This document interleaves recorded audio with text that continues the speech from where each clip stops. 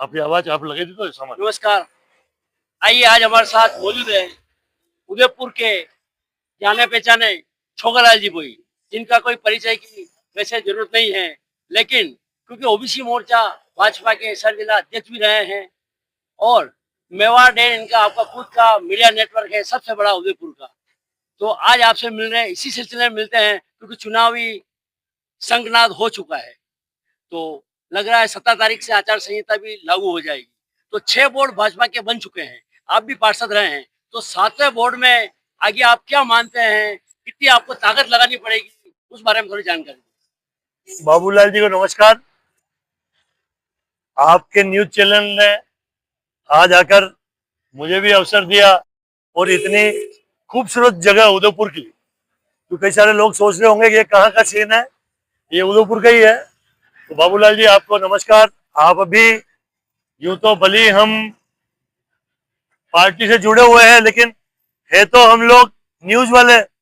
आप अभी कई वर्षों से मुझे मालूम है कि स्टार चैनल से जुड़े हुए थे। ये बहुत बड़ी बात है कि जब हम लोग ने नया नया चैनल स्टार्ट किए थे, मेवाड़ केबल ने मेवाड़ न्यूज चैनल, लेकिन सैटेलाइट चैनल का जो स्टार चैनल है, स्टार प्लस है, उसके भी आप डिस्ट्रीब्यूटर रहे, तो यानी कि आपको बहुत अच्छा अनुभव है। अब रही बात के हमें भारतीय जनता पार्टी के हैं हम लोग। भारतीय जनता पार्टी को उदयपुर में अपना 7वां बोर्ड बनाने में किसी तरह की कोई परेशानी नहीं आएगी। कारण के भारतीय जनता पार्टी के रेगुलर बोर्ड बन रहे हमारे 30 वर्षों से। 5 वर्ष का एक बोर्ड का कार्यकाल होता है। तो जब यहाँ बढ़ नहीं रहे हैं, उसके बाद में हमारी state government Bharatiya Janata party की, केंद्र में नरेंद्र जी मोदी, तो हर हर मोदी, तो जनता साथ है। मैं वैसे आपसे जनता ये पूछना चाहती है, 6 बोर्ड आप बना चुके हैं, 7वें बोर्ड जो बनेगा, 6 बोर्ड जो बने उसके कार्यकाल को आप 10 में से कितने मार्क्स देते हैं? 10 में 10 ही दो नहीं, 11 दो नहीं, कहीं खराबी की थी था बताओ ने, मैं कहीं खराब की तो था बोलो आपने ये खराब किया। हमारे तो हर बोर्ड ने, प्रथम बोर्ड था किरण जी महेश्वरी का, आज से 30 बरस पहले वो बोर्ड बना किरण जी महेश्वरी का। फिर उसके बाद में बना सभापति युधिष्ठिर जी कुमावत, फिर बने सभापति रविंद्र जी श्रीमाली, फिर उसके बाद में सभापति बने हमारे वो क्या नाम है रजनी जी डांगी, फिर बनी ये चंद्र सिंह जी कोटरी और गोविंद सिंह जी टाक। सब बढ़िया से बढ़िया काम किया यार 6 सभापति ने, तो आप टेंशन मत लो। मैं तो आपसे जानना चाहती है आम जनता उदयपुर की कि भाजपा के जो पूर्व पार्षद है आप भी रहे हैं, उन्हीं को मौका दिया जाए या नया जैन जी चल रहा है तो नए युवा वर्ग को भी आगे लाना चाहिए? नहीं, युवा ही है हम तो, मैं खुद ही युवा हूँ। अभी तो देखो नहीं यार, काली वाली दाढ़ी कर रखी है, बाल काली कर रखी है ना। एक्सपीरियंस होल्डर जवान आवे तो हमें थोड़ी दिक्कत है क्या यार। सब जवान जवान भी आने चाहिए, बूढ़े भी आने चाहिए, सब उम्र के आने चाहिए। कारण के उदयपुर के अंदर वार्ड हो गए बाबूलाल जी 80 वार्ड को, किसी भी पार्टी को चुनाव जीतने के लिए, चाहे बीजेपी हो चाहे कांग्रेस हो, हर पार्टी 80 वार्डों में अपने अपने प्रत्याशी खड़ा करेगी। तो हर व्यक्ति एक्सपीरियंस होल्डर भी उसमें लाएगा बोर्ड चलाने के लिए, जनता से जुड़ने के लिए। जाति समाज समाज का समीकरण भी बिठाएगा कि हम ओबीसी को लावे, कि ब्राह्मण को लावे, जैन को लावे, हरिजन को लावे, एससी को लावे, एसटी को लावे। तो ये सारे समीकरण बिठाकर वार्ड का पार्षद का चुनाव होगा। और प्रत्येक पार्टी, ये पूरा एक 80 वार्डों का जो कनुबा बढ़ेगा ना, तो प्रत्येक समाज के लोग 80 पार्षद चुनकर इस उदयपुर में नगर निगम में आएंगे। तो ऐसा है तो हम जीतेंगे बीजेपी वाले। नहीं वैसे आप जैसे कह रहे हैं जीतेंगे, आप कह सकते जाति समीकरण तो बिल्कुल बैठाना ही पड़ेगा, लेकिन कोई व्यक्तिगत प्रभाव भी होता है। तो व्यक्तिगत प्रभाव के हिसाब से टिकट मिलेंगे या संगठन सर्वोपरि, संगठन के प्रति जो निष्ठावान होंगे उनको मिलेंगे? आप क्या सोचते हैं? बाबूलाल जी भाई साहब, भारतीय जनता पार्टी तो संगठन तय करता है। यहाँ के जिलाध्यक्ष, यहाँ के एमएलए, यहाँ के सांसद, यहाँ के जो भी करता धरता है, उनके साथ मीटिंगें होगी। और मैं आपको जानकारी के लिए बता दूं कि पिछले 1 महीने से निरंतर हमारे जो भी मंडल है 6, 7, 8, वो मंडल भारतीय जनता पार्टी के मंडल वाइज मीटिंगें चल रही है, मंडल अध्यक्ष के साथ, वार्ड अध्यक्ष के साथ, हर एक प्रत्येक मोर्चों के साथ। तो पार्टी अपना कार्यक्रम कर रही है। जैसे कि अभी अभी आपको पता चला होगा कि इस निगम के और नगर परिषद के चुनाव के लिए संभाग के जो हमारे लीडर बनाए हैं, जो प्रभारी बनाए हैं, राजेंद्र सिंह जी राठौड़ जयपुर से आ चुके हैं, वो मीटिंगें ले चुके हैं। तो यानी कि कारण ये हो रहा है कि सब काम चल रहा है। तो भाई साहब सब काम चल रहा है, आपसे ये भी जानना चाहता है, भाजपा के सामने अन्य कांग्रेस और अन्य दल बहुत सारे हैं, वो कितनी चुनौती पेश करेंगे, उसके बारे में कुछ जानकारी। चुनौती कोई पेश करो नहीं यार, आ जाओ, हिम्मत है तो लड़ो तुम। कांग्रेस तो अपना मतलब पार्टी है कांग्रेस तो यार, इंटरनेशनल बहुत पुरानी पार्टी है कांग्रेस तो, बहुत पुरानी पार्टी है। लेकिन कांग्रेस भारत में भी बिखर चुकी है। राहुल जी गांधी है, सब जानते हैं कि कैसे बातें करते हैं सबसे, कैसे हर कहीं खड़े, वो एक अपनी अपनी स्टाइल होती है यार। वैसा बात करने में आपकी भी स्टाइल सबको पसंद है, जो आपका मेवाड़ चैनल है, मेवाड़ी स्टाइल है, सबसे हंस मिल के आप रहते हैं, याराना निभाते अरे हैं। यार वो सब और कुछ जैसा ठीक है। कहते हैं जिंदगी जिंदा दिली का नाम है, मुर्दे दिल के खाक दिए जाते हैं, वो आपसे लोग बात सीखते हैं। तो हम ये जानना चाहते हैं, आप पार्षद रह गए, आपने एक लगभग उम्र भी अच्छी पार की है, जो पद मिला मिला। भाभी जी हमारे हंसा जी माली, जो आपके मिसेज है, उनको प्रणाम करता हूँ। एक्चुअली वो भी जिला के उपाध्यक्ष हैं, तो अगर ओबीसी का जैसे महापौर की सीट तो पहले आ चुकी है पुरुष की, महिला की आई तो क्या आप उनको उम्मीदवार मानते हैं? एक बात बताऊं बाबूलाल जी, भारतीय जनता पार्टी है, भारतीय जनता पार्टी का प्रत्येक काम संगठन के आदेश से और संगठन के नीति नियम से चलता है।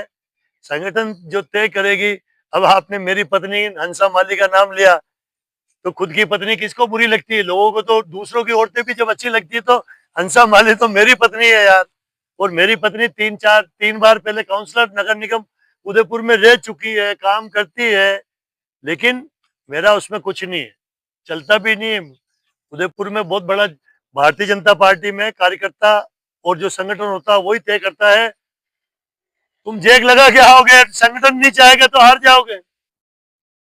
जेक वेक वाले ये भारतीय जनता पार्टी में नहीं चलता। संगठन सर्वोपरि, इंग्लिश में कहते हैं, हिंदी में कहते हैं।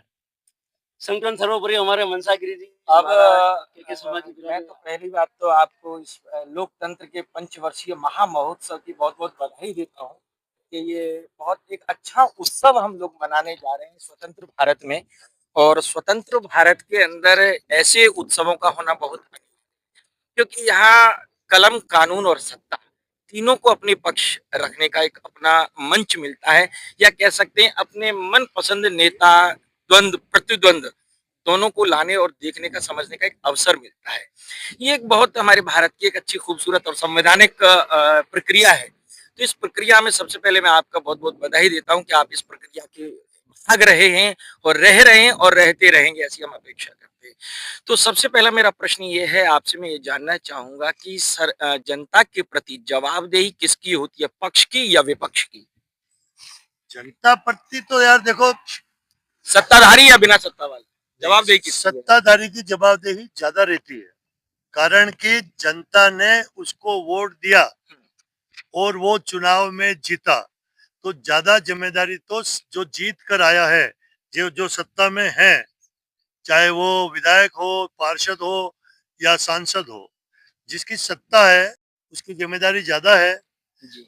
और प्रतिपक्ष भी अपनी जिम्मेदारी होती है, क्योंकि मान लो जो सत्ताधारी कोई गलत करता है, जनता के भी समझ में नहीं आ रहा और विपक्ष में समझ में नहीं आ रहा है, तो वो लोग आवाज उठाने के पूरे हकदार है, विरोध करते हैं और विरोध करना चाहिए, करना लोकतंत्र भी की चाहिए। खूबसूरती के लिए बहुत जरूरी है। विपक्ष होता किसके लिए? अगर हम गलत हैं तो हमको बतावे। अच्छा, एक हिंदी में बहुत पुरानी कहावत है कि माली कभी अपने बेर खट्टे नहीं बताता है, आप इस कहावत से कहां तक सहमत हैं? नहीं नहीं, माली अपने पैर खट्टे नहीं बताता। वो पहली बात तो जो ढंग का माली होगा ना, तो खट्टे पैर को व्यापार करेगा भी नहीं, क्योंकि व्यापार भी एक ऐसी चीज होती है कि उसको ग्राहक को एक बार नहीं बुलाना है, ग्राहक को बार बार बुलाना है। अगर एक बार मैं मान लो एक टोपला भरकर माली हूं मैं खुद ही, और बेर बेच रहा हूँ, खट्टा हो गया, तो वो ग्राहक दूसरी बार नहीं आएगा। अभी आपने जब बाबूलाल जी ने प्रश्न किया कि हम 7वीं बार भी बोर्ड बनाएंगे, हाँ। और उन्होंने पूछा कि आप कितने नंबर देंगे, तो आपने कहा 10 में से 11 दो, तो ये कहावत कहीं ना कहीं आप पर लागू हो रही है। तो अब उदयपुर की जनता की ओर से मैं ये पूछना चाहता हूँ कि मैं आपको वोट क्यों दूं? आपको इसलिए देना चाहिए कि भारतीय जनता पार्टी एक राष्ट्रीय पार्टी है और नहीं, आज राष्ट्रीय तो कांग्रेस भी है, सीपीआई भी है, सपा भी है, आरजेडी भी है, अन्य भी है, राष्ट्रीय पार्टी तो सब है। आप किसी को कह ही नहीं सकते कि ये राष्ट्रीय पार्टी नहीं है। चलो थोड़ी ये बात सही है कि सभी राष्ट्रीय पार्टी है। हाँ, भारतीय जनता पार्टी भी एक राष्ट्रीय पार्टी है जिसका पूरा वर्ल्ड में अपना एक नाम है। जब हमारे भारतीय जनता पार्टी के सरकार केंद्र में है, माननीय नरेंद्र जी मोदी वहां के नहीं, मेरा प्रश्न है कि मैं आपको वोट क्यों दूं? हाँ, तो वो आ रहा हूँ ना, मैं तो इसीलिए तो कह रहा हूँ यार कि नहीं, भारतीय ये निकाय चुनाव है, अभी राष्ट्र के नहीं है, तो हम निकाय के चुनावों पे बात कर रहे हैं, निगम के पंचायती चुनाव पे बात तो कर रहे हैं। जो मैंने बाबूलाल जी को भी बताया, उदयपुर की जनता क्यों आपको वोट हाँ दे? तो इसलिए दे कि जो हमारे आज से 30 साल पहले या 32 साल पहले जो प्रथम बोर्ड बना था, कांग्रेस ने तो चुनाव ही बंद कर रखे थे। न तो पंचायत के चुनाव होते थे कांग्रेस के राज में, और न नगर निगम के चुनाव होते थे। ये तो भला हो हमारे स्वर्गीय भैरव सिंह जी शेखावत का, राजस्थान के मुख्यमंत्री थे, उन्होंने निर्णय लिया कि कांग्रेस ने जिसने निकायों के चुनाव बंद कर रखे थे, पंचायतों के चुनाव बंद कर रखे थे, नगर परिषद नगर पालिका किसी के चुनाव नहीं होते थे पहले, आज से 35 साल 32 साल पहले। लेकिन भैरव सिंह जी शेखावत का धन्यवाद कि जनता पार्षद से जुड़े, पंचायत से जुड़े, पंच सरपंच से जुड़े, प्रधान से जुड़े, इसलिए भारतीय जनता पार्टी की गवर्नमेंट जिसके प्रधान मुख्यमंत्री वो थे भैरव सिंह जी शेखावत, उन्होंने जनता के काम भले अच्छे करने के लिए जनता को प्रतिनिधि जनप्रतिनिधि से जोड़ने के लिए ये आदेश राजस्थान सरकार लाई है पहली बार। तो धन्य है भारतीय जनता पार्टी का। इसलिए भारतीय जनता पार्टी को जनता को वोट देना चाहिए कि कांग्रेस ने तो इससे पहले 32 साल पहले नगर निगम के, नगर परिषद के, पंचायतों के कोई चुनाव नहीं होते थे। मैं गारंटी लेता हूँ। आपकी बात सही है, लेकिन आम जनता को कांग्रेस और बीजेपी, एक बहुत पुरानी कहावत है कि अपनी कमाई से अपना घर चलेगा, कोई किसी को दूध का प्याला नहीं देता है। आपकी बात से मैं सहमत हूँ कि बीजेपी ने काम किया और चुनाव का अवसर दिया, लेकिन मेरा प्रश्न यथावत खड़ा हुआ है कि उदयपुर की जनता क्या ऐसा देखे, क्या ऐसी उदयपुर के लिए आपकी उपलब्धि रही है जो आपको हम वोट दें? क्यों दें? देखो जैसे मेरा मैं जैसे अभी एक मुद्दा चल रहा है झीलों का, तो झीलों के नाम पे आप भी एक झील के पीछे बैठे हैं। दूसरा एक मुद्दा अभी आया कि दुर्गा नर्सरी रोड पर अचानक रोड का टूट जाना। तीसरा मुद्दा बहुत लंबे समय से चल रहा है आयड़ को लेकर के। चौथा मुद्दा अभी आया लेटेस्ट बलीचा में 72 मकानों के टूटने का। अभी एक नया मुद्दा और अभी 2-3 दिन में आ गया 272 प्लॉट वाला। ऐसे कई सारे मुद्दे हैं। ऐसे मुद्दों को जब जनता अगर तराजू में पक्ष और विपक्ष में तोले तो वहां प्रश्न खड़ा होता है अपने आप में कि हम आपको वोट क्यों दें। तो ऐसी हमें पिछले 6 बोर्डों की बजाय हमें आप जो अभी ये बोर्ड निकल के गया, इस बोर्ड की ऐसी कोई उपलब्धि बताओ जिसके आधार पर जनता कांग्रेस बीजेपी ना देखते हुए, बहुत स्पष्ट शब्दों में, किसी दल को न देखते हुए अपना हित या विकास देखते हुए आपको वोट। देखो ऐसा कि जैसे कि आपने तो एक तो वो प्लॉटों वाला मामला बताया कि ऐसा भ्रष्टाचार हुआ, ये फर्जी जो सरकारी प्लॉट थे उसको भी किसी को दे दी, वही बात कहना चाह रहे हो ना आप? नहीं, मैं नहीं कहना चाह रहा, जनता कह रही है। जनता कह रही है, अखबारों में भी छप रहा है। लेकिन अखबारों में ये भी छप रहा है कि जो हमारा बोर्ड था गोविंद सिंह जी टांग जिसके महापौर थे, उस समय भी ये आवाज हमारे बोर्ड में उठी थी कि ये प्लॉट कहाँ है, ये फर्जीवाड़ा कहाँ हुआ है। तो हमने भी हमारे अधिकारी को कहा भैया ये क्या बात है, तो आप जांचो। तो जांचने के बाद में जो जो प्लॉट कहीं दबे हुए थे, जिनको नगर निगम को और किसी को पता ही नहीं था, लोगों ने कब्जे कर रखे थे, तो हमने हमारे अधिकारियों को भेजा और वहां पर यह संपत्ति नगर निगम के है ऐसे बोर्ड लगाए हुए हमने पिछले बोर्ड में। और हम जो एक अखबार छपते थे, जो प्रतिपक्ष के नेता है जैसे एक वो अजय जी पोरवाल, हमारे इसी गोविंद सिंह जी टांग के बोर्ड में मैं तो पार्षद था, वो भी सवरत पार्षद बन के आए थे। तो अजय पोरवाल ने भी ये मामला बहुत तगड़ा उठाया था। तो नगर निगम ने, हम सब ने कोई अजय पोरवाल का विरोध थोड़ी किया क्या, तो उसकी बातों को ध्यान संज्ञान में लेकर काम किया। और हमारे जो उस समय के पार्षद थे मेरे साथ, ताराचंद जी जैन निर्माण समिति के अध्यक्ष थे, और वो वर्तमान में अभी उदयपुर के एमएलए है, तो रोज कार्य कर रहे हैं कि भाई ये फर्जी प्लॉट कहाँ है, इस फर्जी प्लॉट को क्या करना चाहिए हमको, तो वो निकाल रहे हैं। ताराचंद जी इसमें लगे हुए हैं, वो रोज स्टेटमेंट आ रहे हैं। अभी जो फर्जी प्लॉट में एक कोई अधिकारी थी, ये मैं आज तारीख क्या 11, 12, 13 अगस्त क्या है, जो भी अगस्त है 2000 26 चल रहा है, 9 अगस्त है। देखो 272 प्लॉट नहीं, के मैं, बारे में मैं, आप मैं, मैं उसी पे आ रहा हूँ। जी नहीं, मेरा मेरा इसी से जुड़ा एक प्रश्न है कि हाँ। जब निगम के ऊपर ये आरोप लगा रही है, चाहे वो अखबार है, चाहे जनता है, चाहे समाज सेवक है, तो उस समय जैसे कि एक सरकारी कार्यालयों में प्रावधान होता है, एक बोर्ड बाहर लगा होता है जिसे हम नोटिस बोर्ड कहते हैं। वहां पर जब भी कोई विभाग कोई कागज सूचना देता है तो कागज पर लिखे उसे चस्पा करता है। जब निगम पर बराबर ये आरोप लगते रहे तो निगम ने एक पत्र बनाकर उस बोर्ड पर चस्पा क्यों नहीं किया अपनी उज्जवल छवि के लिए? देखो ये गलती हो सकती है, लेकिन आप इसको इसको खाली पार्षद और महापौर के माथे मत पड़ो। पार्षद पार्षद होता है, कई सारे पार्षद हम आप भी जानते हो, मैं भी जानता हूँ, बड़ी मुश्किल से तो जनता से जीत कर आता है। और जो नए नए पार्षद बनते हैं ना, 6 महीने या मतलब जो 5 साल का कार्यकाल होता है, 2 साल तक तो उसको समझ में ही नहीं आता कि इसमें RS अधिकारी कौन है न वो कौन है न वो कौन है न वो किस फील्ड में जाऊं न, जो समझदार है उसके वो चिपका रहता है। कोई दूध मतलब इतना तेज नहीं होता, कोई नया नया पार्षद बनता तो। अब मान लो उसमें भी फिर भी सबसे बड़ी ड्यूटी किसकी होती है? अधिकारियों की होती है। आज कोई मैं पार्षद बना और मेरे छाप से कोई पट्टा नहीं बन जाता है। मेरी छाप से या मेरे आदेश से कोई किसी का मैं आपको अपने प्लॉट का मालिक नहीं बना सकता हूँ। सरकारी प्लॉट का, सरकारी प्लॉट का मालिक तो कब बनते हैं जब कोई सरकारी अधिकारी, सरकारी बाबू उस कागज पर और उस पट्टे पे साइन करते हैं।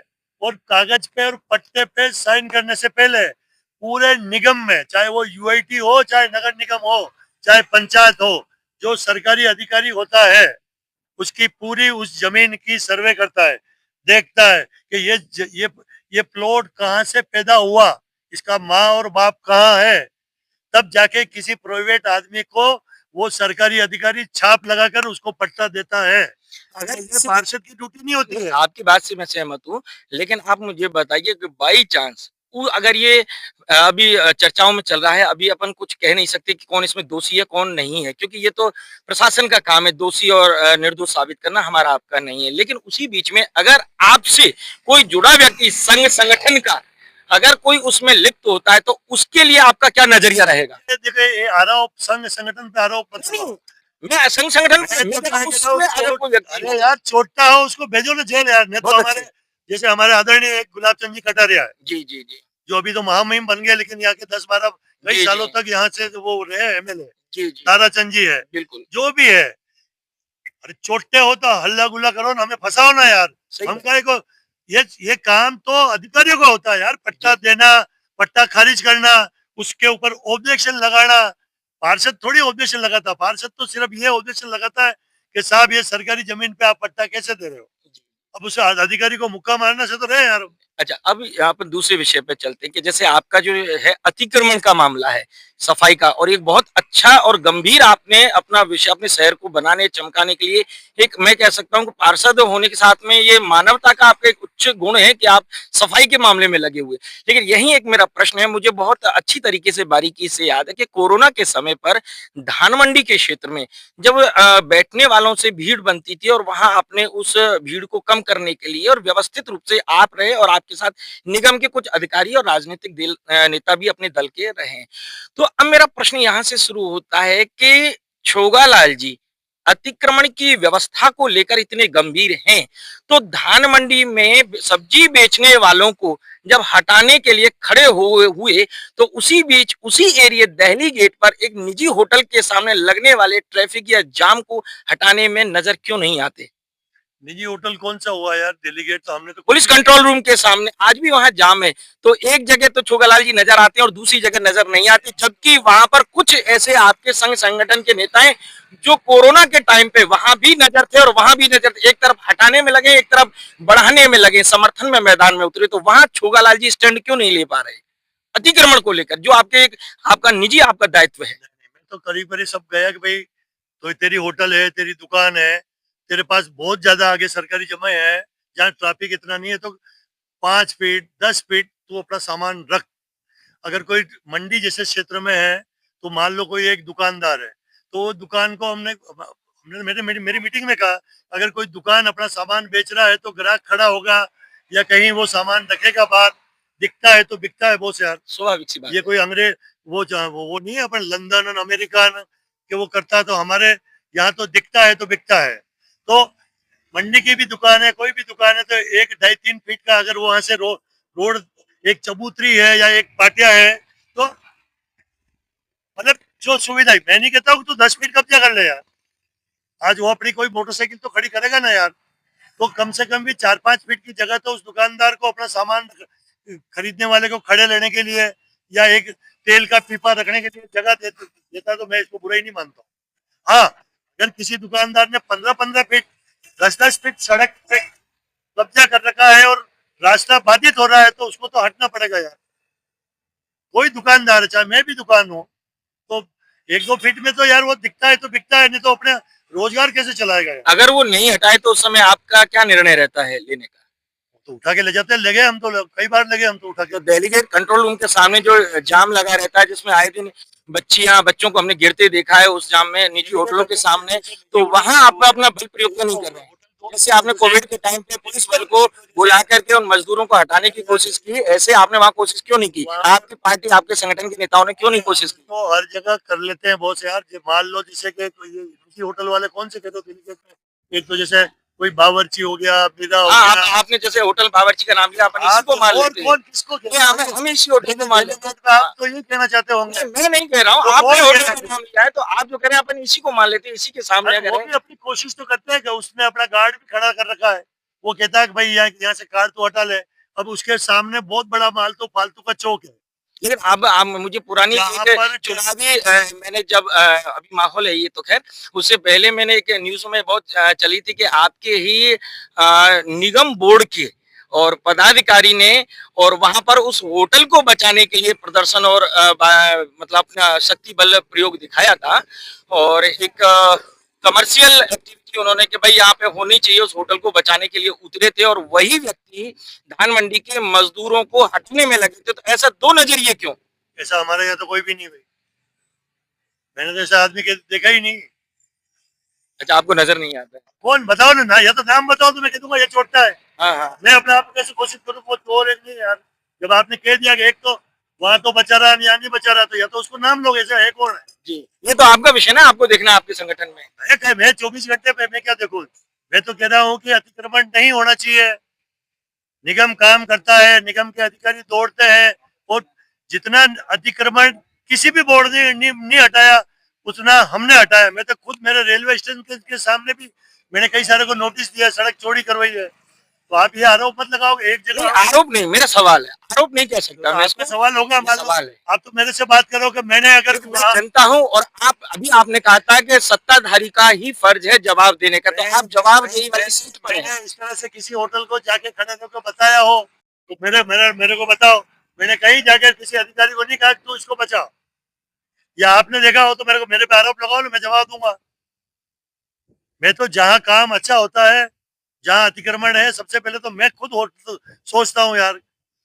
तो मेरा नजरिया बहुत तेज है उदयपुर शहर के लिए। मैं कई सारी बातें सब लोगों से मैं करता रहता हूँ। अच्छा, एक मेरा आपसे पर्सनल सवाल है कि अगर एक समय आने पर आप संगठन या पार्टी से छोड़ते हैं, या पार्टी किसी कारणवश आपको अगर छोड़ती है और आपकी राजनीति में रुचि होती है, तो आप क्या विकल्प रखते हैं? पहली बात तो पार्टी मुझे क्यों छोड़े। अरे मान लो ऐसा होता है, ऐसा हमारी भारतीय जनता ये पार्टी मैं नहीं देखिए होता है। आपसे, ये पार्टी की बात है, आप पार्टी किसी आदमी तो को आप संन्यास लेंगे या किसी अन्य पार्टी को? संन्यास लूं, तो आपके पास क्या विकल्प रहता है? आप किधर मेरी जाएं? पार्टी मेरे को क्यों छोड़ेगी। पहले तो वाह है, मेरे मेरे को तो वो बुलाती है, चोगालाल जी कहाँ हो, इधर चलो। तो वो आपके काम को देख के बुला रही है, तो फिर वो तो आपका गुण है। फिर अच्छा काम कर रहा हूँ। लेकिन पार्टी अगर आपको कहती है आप वरिष्ठ हो गए, जैसे रामकृष्ण आडवाणी को रखा है, मुरली मनोहर जोशी को रखा है, आप इस उदयपुर के मुरली मनोहर जोशी है, लाल कृष्ण आडवाणी है, और आपकी सलाह, इसलिए तो हम कह रहे हैं को पार्टी छोड़ भी नहीं सकती और न मैं पार्टी को छोड़ सकता हूँ। मैं जनसंघ के जमाने का हूँ, भारतीय जनता पार्टी का हूँ। जनसंघ जब टूट गई थी, जनसंघ तो खत्म हो गई थी, राजनीतिक पार्टी थी हमारे एक संघ की। उसके बाद में जनसंघ को तोड़ के हम लोगों ने जनता दल बनाया था। जनता दल भी नहीं चली, 2-2.5 साल चली होगी, तो हमने जनता दल में भी काम किया हुआ यार। तो फिर भारतीय जनता पार्टी बनी तो हम उसमें काम कर रहे हैं।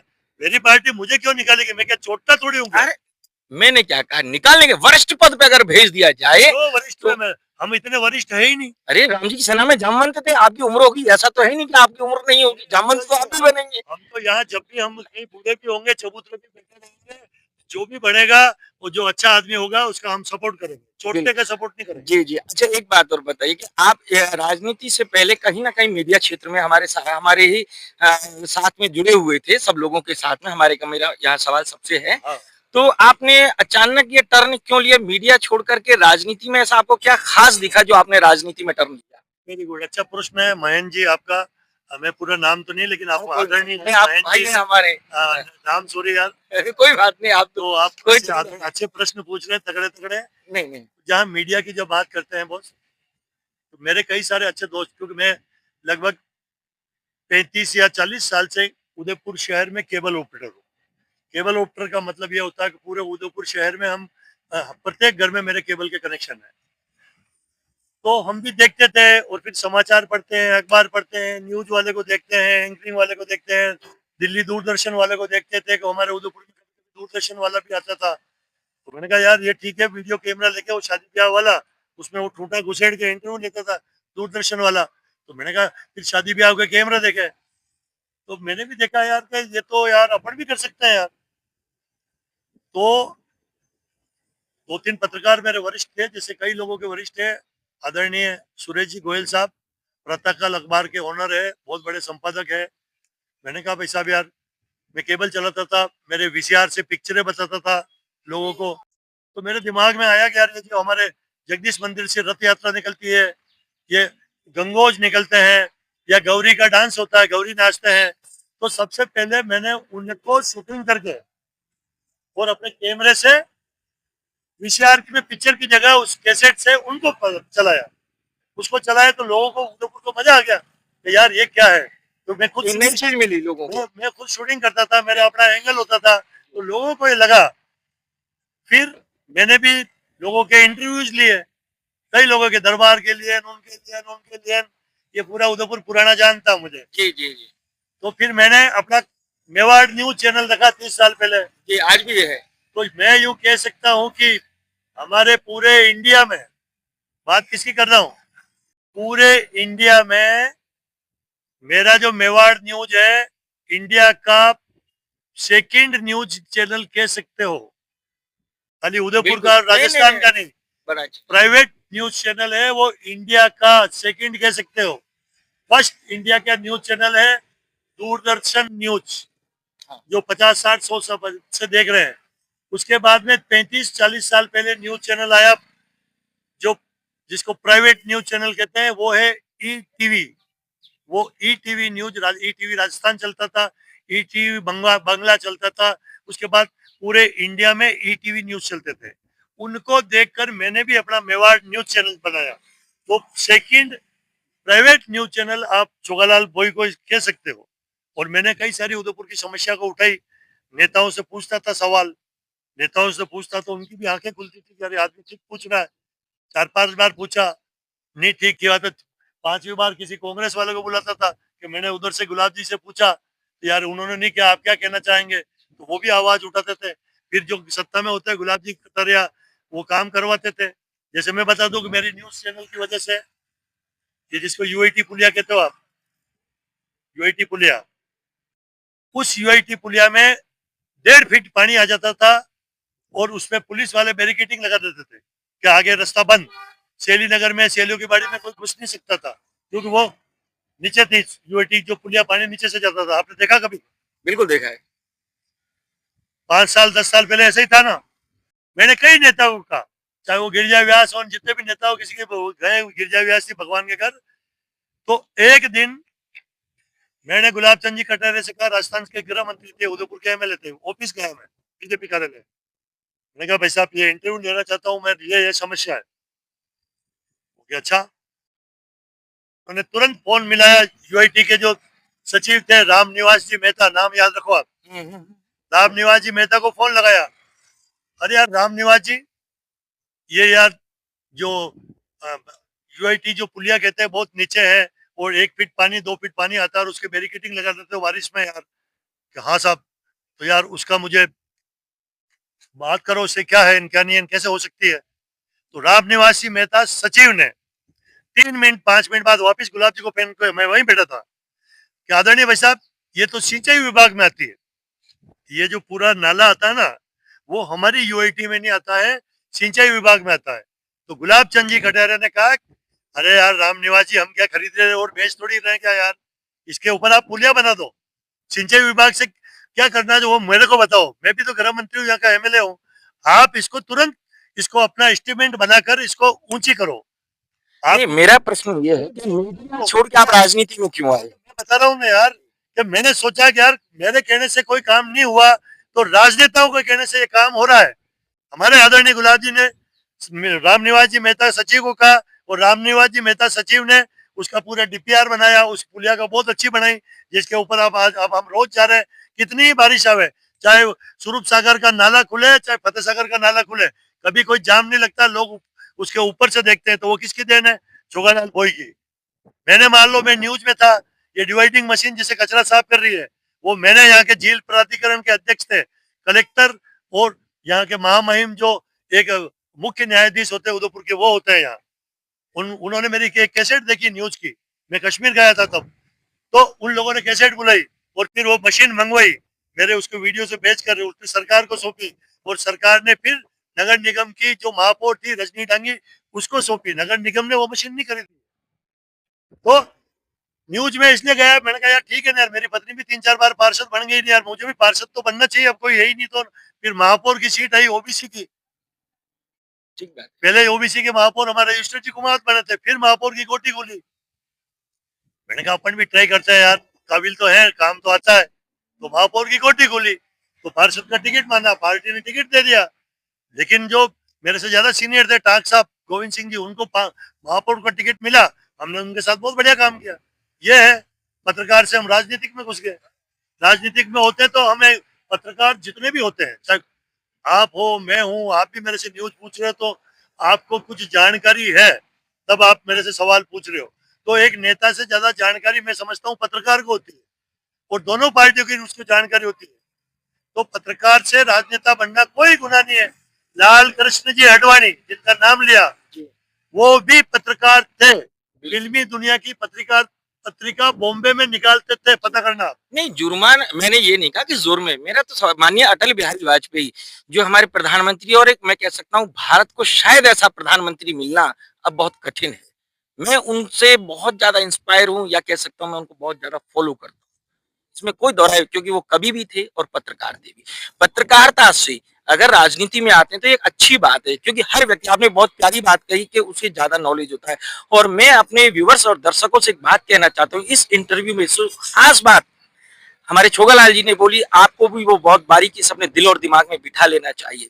छोगालाल जी भाई साहब ने स्वामी विवेकानंद की उस लाइन को कह दिया है, उस सत्य को कह दिया है जो हमें बहुत बारीकी से समझना है।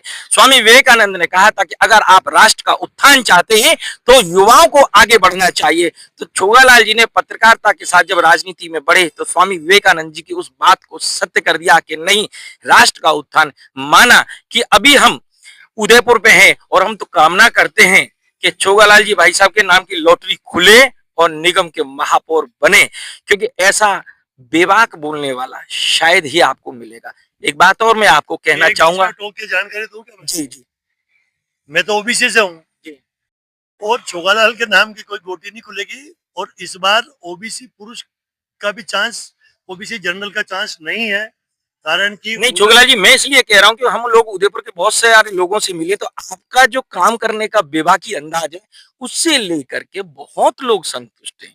ये ऐसा नहीं कि मैं आपके सामने बैठ के आपकी कोई बड़ा नहीं, क्योंकि मैं 2006 से इस मेवाड़ में हूँ और मैं यहाँ ईश्वरी कृपा से जमीन कच्ची बस्तियों से लेकर गांव, दूर दराज, मंगरे, पहाड़ सब में जुड़ा हुआ व्यक्ति हूँ।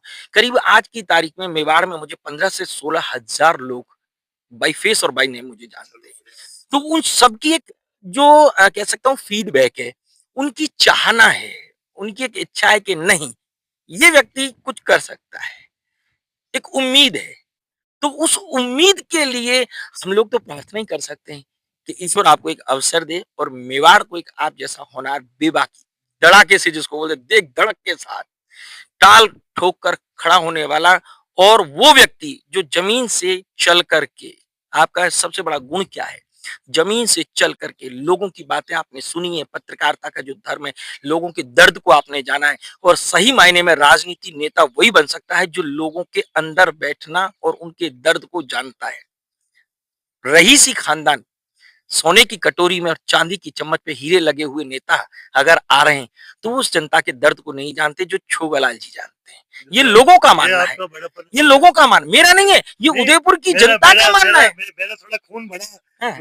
यार। कोई आप इतने दिल से तारीफ कर रहे हो, बिल्कुल, जबकि मैं मेरा अपनी तरफ से नहीं, आपसे फर्स्ट मैं परिचय हुआ। बिल्कुल मैं अपनी तरफ से नहीं कह रहा हूँ। मैं उदयपुर की हर उस गली मोहल्ले से मिले हुए लोगों से बातें करके उनके अनुभव लेकर के, यानी मैं उदयपुर के उन लोगों की बात आप तक पहुंचा रहा हूँ कि कुछ ऐसे लोग हैं जो आपसे मिल नहीं पा रहे लेकिन वो आपसे बहुत ज्यादा उम्मीदें रखते हैं, अपेक्षाएं करते हैं। ये तो आपका परिणाम आशीर्वाद बना रहे आप जैसों का यार। पर वो जो बातें होती है ना महापौर की, ये सारा संगठन तय करता है। और उदयपुर शहर में मान लो मैं ओबीसी से हूँ, तो जनरल भी तो अपनी मेहनत करता है यार। हाँ, सब जनरल भी करते हैं, है। सब। तो हमेशा क्या होगा कि ओबीसी की सीट गोटी आ चुकी है पुरुष की, महापौर गोविंद सिंह जी टांग बन चुके हैं। और जनरल महिला जो होती है, महिला में भी रजनी जी टांगी बन चुकी है। अब जो ये गोटी पड़ती है महापौर की जयपुर में, जयपुर के अधिकारी बैठते हैं, जयपुर के जो बीजेपी के कांग्रेस के प्रदेश अध्यक्ष होते हैं उनकी, उस सब में वहां जयपुर प्रशासन में गोटी खुलती है प्रत्येक जिला के लिए। तो उदयपुर जिला जो है, उदयपुर शहर महापौर है उदयपुर का, उसके लिए गोटी वहीं से खुलेगी। और जो डिब्बा होता है गोटी डालने का, जो भी जो सिस्टम होगा, उसमें ओबीसी पुरुष और जनरल महिला की गोटी नहीं रहेगी, सिर्फ 2 गोटी रहेगी, जनरल पुरुष और ओबीसी महिला की। तो भगवान ने जो चाहे सब अच्छा होगा। बिल्कुल, पार्टी संगठन सबको पहले से तय करके रखती है कौन बनेगा। जैसे कि हम सब जानते हैं कि जो 3 बार नरेंद्र जी मोदी भारत के प्रधानमंत्री बन चुके हैं, तो हम सब सोच रहे हैं कि यार चौथी बार भी बनेंगे। तो ये सब पार्टी सोचती रहती है। बिल्कुल। और इसी चुनावी चर्चा में छोगालाल जी भाई साहब हमारे साथ जुड़े, मैं वापस उन्हें धन्यवाद कहूंगा और अग्रिम बधाई देता हूं उदयपुर की ओर से कि पंचवर्षीय जो लोकतंत्र का महापर्व है उसमें अपनी पार्टी और संगठन के लिए बढ़ चढ़कर आप मेहनत करेंगे, उसके लिए बहुत बहुत धन्यवाद और बधाई। दूसरा मैं आप सबसे कहना चाहूंगा कि ना हम लेफ्ट के साथ हैं ना हम राइट के साथ हैं, हम लोग सत्य के साथ हैं। मेरा सवाल आप सबसे रहेगा, हर उस नेता से, राजनीति से जुड़े हुए हर व्यक्ति से होगा, ना कोई दल होगा ना बदल होगा, चाहे वो कांग्रेस हो चाहे बीजेपी। मेरा सवाल जनता से की तरफ से होगा क्योंकि सवाल जनता के और जवाब सत्ताधारियों के होंगे, चाहे वो सत्ता में है चाहे नहीं। मेरे सवाल रहेंगे कि हम आपको वोट क्यों दें। अगर आप 7वां बोर्ड बनाते हैं तो उसमें क्या खास होगा, और कांग्रेस अगर मैदान में आती है और वो ये कल्पना करती है कि हम यहाँ आएंगे तो आप उदयपुर को क्या देंगे? क्या वही झीलें, वही नदियां, वही लोग, या वही ट्रैफिक, या वही भीड़ भाड़, या कहीं कुछ और नया? दोनों में से कौन, किसको क्या नया एजेंडा है उदयपुर के लिए, उदयपुर की जनता के लिए? उदयपुर की जनता को क्या नया मिलने वाला, क्या उपहार होगा, क्या तोहफा होगा, क्या गिफ्ट होगा? हम इसी के साथ आपसे फिर मिलते हैं अगले एपिसोड में। नमस्कार, जय महादेव। बहुत बहुत धन्यवाद साहब।